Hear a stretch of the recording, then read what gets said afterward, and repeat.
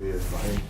All praise and thanks belongs to Allah subhanahu wa ta'ala. May the peace and blessing of Allah be upon his servant and final messenger Muhammad sallallahu alayhi wa sallam. Very quickly, inshallah ta'ala, it's 5 minutes. And I love it, 5 minutes. My brothers in Islam, do you know during the day of Ramadan, even our Salat al-Fajr now, some of us earn more reward than others. And during your fasting as well, at the end of the day, there are some that earn more reward than others. What is this one factor that Nabi sallallahu alayhi wa sallam teaches us that is the actual difference between a person earning more reward than someone else? Yani, huwa subhanallah, you're fasting the same hours. And you're waking up the same time, you're fasting the same hours, you do futur the same time, suhoor the same time. But eventually, subhanallah, end of the day, with Allah subhanahu wa ta'ala, someone earned more reward in his fasting than someone else. Even in salat, our prayers now, someone had earned more reward than someone else. What's this one dividing factor? Nabi sallallahu alayhi wa sallam, he says in the hadith, he says, he was asked by a companion, Ayyul musallina a'zamu ajra? Who from among those who pray earns more reward? So he said to them, Aktharuhum fihi lillahi dhikra. That the ones that made mention of Allah, dhikr of Allah more than the other. So, and this is a principle with all the worships. The one that makes dhikr of Allah in his fasting more than someone else earns reward in that fasting more than the other person. And those that were rewarded more in their salat were those that made more dhikr in their salat, right? So this is masalan Subhana Rabbi al-A'la 3 times and continue wa bihamdihi Subbuh Quddus Rabbul Malaikati wal Ruh Subhana dhil Jabarut wal Malakut wal Kibriyai wal Azam. The adhkar that are authentically mentioned by Nabi sallallahu alaihi wasallam that are made in a salat earn a person more reward than the one that has less dhikr. And during during the fasting and so on, there's let me share with you one final hadith on this point.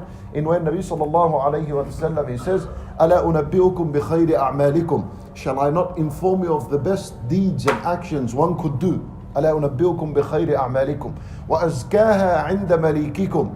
And a deed that is much pure for you to Allah subhanahu wa ta'ala. This deed, it cleanses and purifies a person from his sins. وَأَزْكَاهَا عِنْدَ مَلِيكِكُمْ وَخَيْرٌ لَكُمْ مِنْ إِنْفَاقِ الذَّهَبِ وَالْفِضَّةِ. And it is much better for you than giving gold and silver fi sabilillah. Imagine this.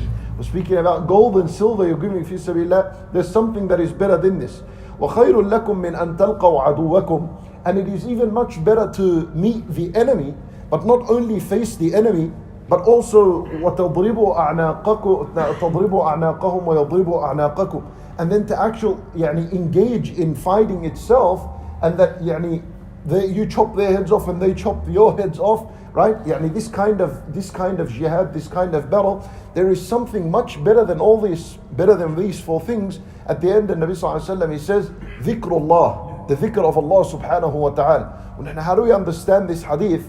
When we know, مثلا the virtues of al-jihad fi sabilillah, or the virtues of al-sadaqah fi sabilillah, how this hadith is telling us now that al-dhikr is much better than all this. The ulama rahimahumullah, in understanding this hadith, they said that there are 3 categories here.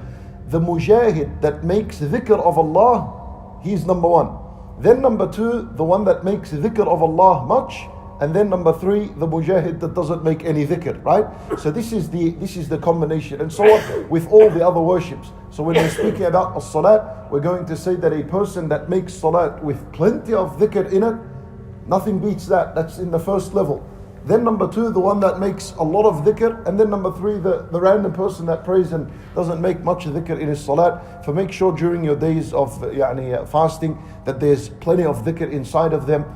From Subhanallah, Walhamdulillah, wa la ilaha illallah, Wallahu Akbar. They're the most beloved words to Allah Azza wa Jal. Subhanallah wa bihamdih, Subhanallah al-Azim. The istighfar as well. Allahumma anta rabbi la ilaha illa ant. To the end of it, Sayyidul istighfar is supposed to be said in the morning. Adhkar al-sabah wa adhkar al-masa. Alhamdulillahi adada ma khalaq, alhamdulillahi mil'a ma khalaq as well. This is a hadith that is found, you find in the ahadith. You just type alhamdulillah mil'a ma khalaq. Maybe perhaps this is a new one. فالحمدلله ملء ما خلق, and you'll see the extension in the remaining version of it.